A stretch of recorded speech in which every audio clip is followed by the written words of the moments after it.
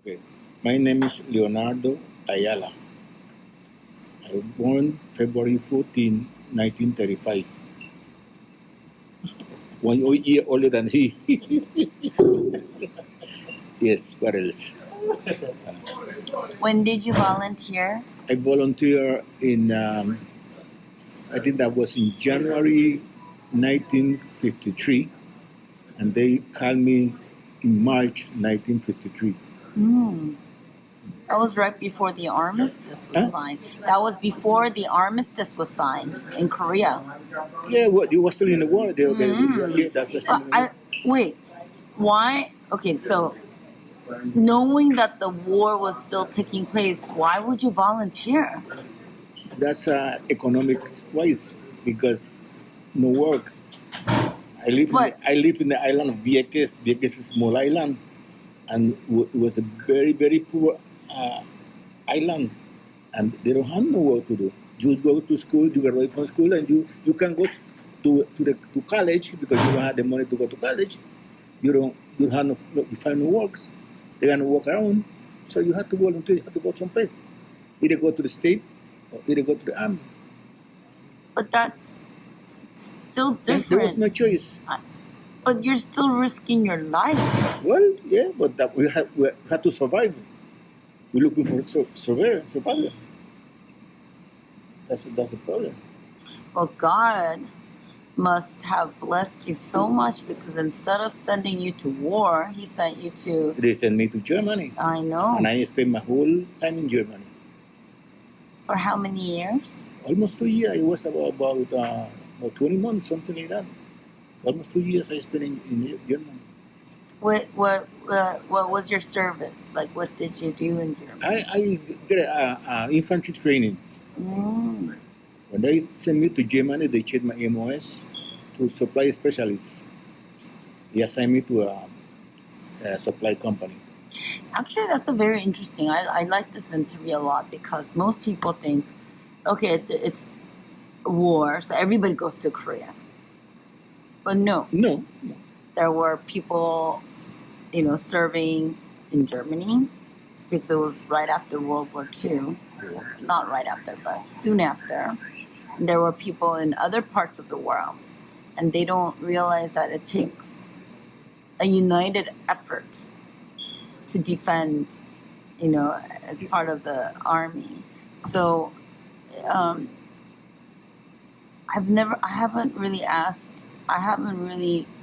heard from people who served during the Korean War in Germany. So can you tell us more about what it felt like being in Germany when you knew that a lot of people were fighting in Korea? Well, in those years, in 1954, when I went to Germany, Germany was still army occupation. It was still in occupation for the United States. So that's why when we were there, we went as an occupation force. Because the still United States was running Germany. How large was the unit or the people who were based there? Well, I was assigned to the I don't know because they have so many bases in Germany. They have kind of but this base that I was assigned, it was a supply company.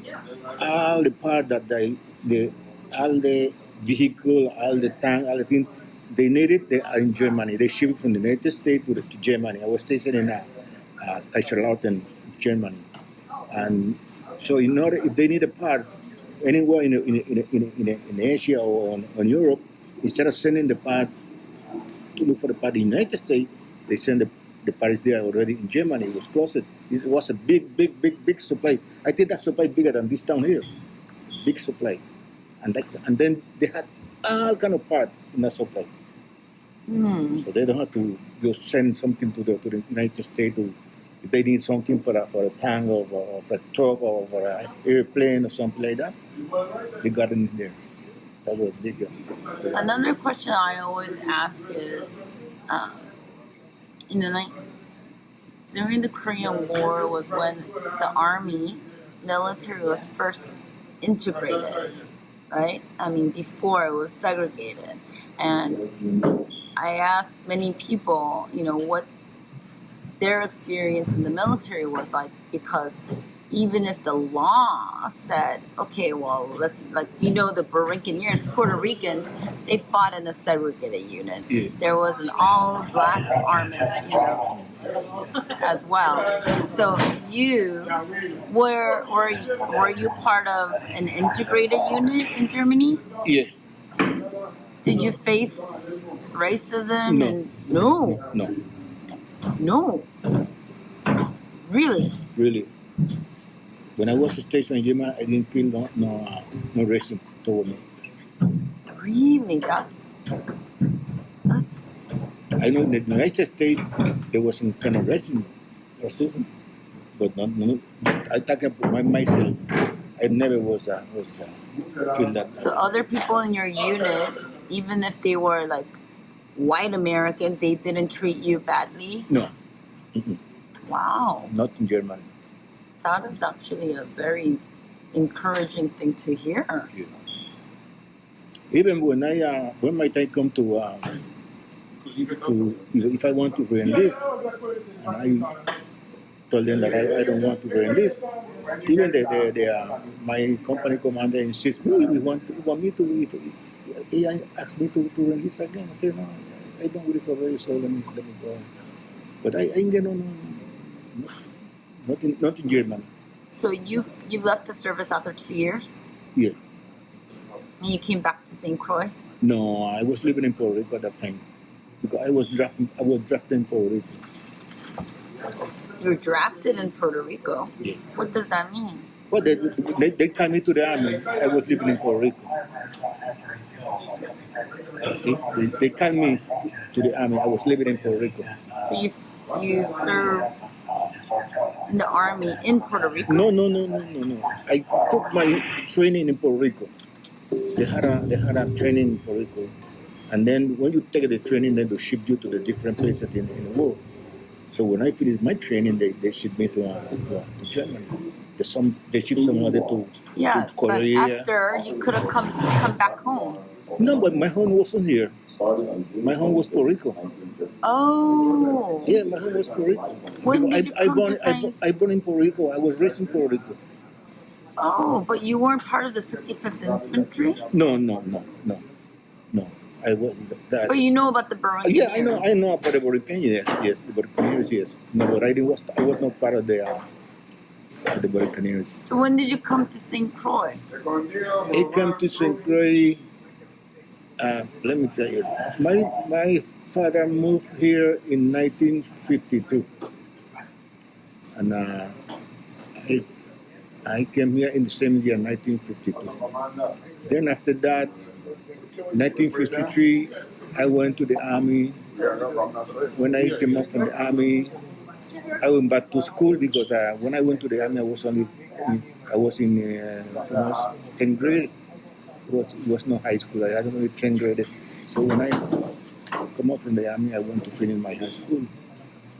When I finished my high school, I went to the States. I went to New York to live. And I stayed in New York until 1964. And that's when I came to live here in Virginia in 1964. Wow. You still have family in Puerto Rico or here? Yeah. Both? Yeah, both. And in the States too, because my daughters live in, I got two daughters and a son. My two daughters live in Jacksonville, Florida, and my son lives in New York. Oh. Where in New York? In the Bronx, New York. Yeah. And you go visit them, huh? Oh, yeah, I was there last year. And then this year I went to Jacksonville, Florida to visit my daughters. So between New York City, St. Croix, and Puerto Rico, Yeah. you like where best? Well, I ain't gonna complain about St. Croix. I ain't gonna complain about the state where I was living in. Well, whenever I go, I get accustomed to where I go. I don't feel no homesick, something like that.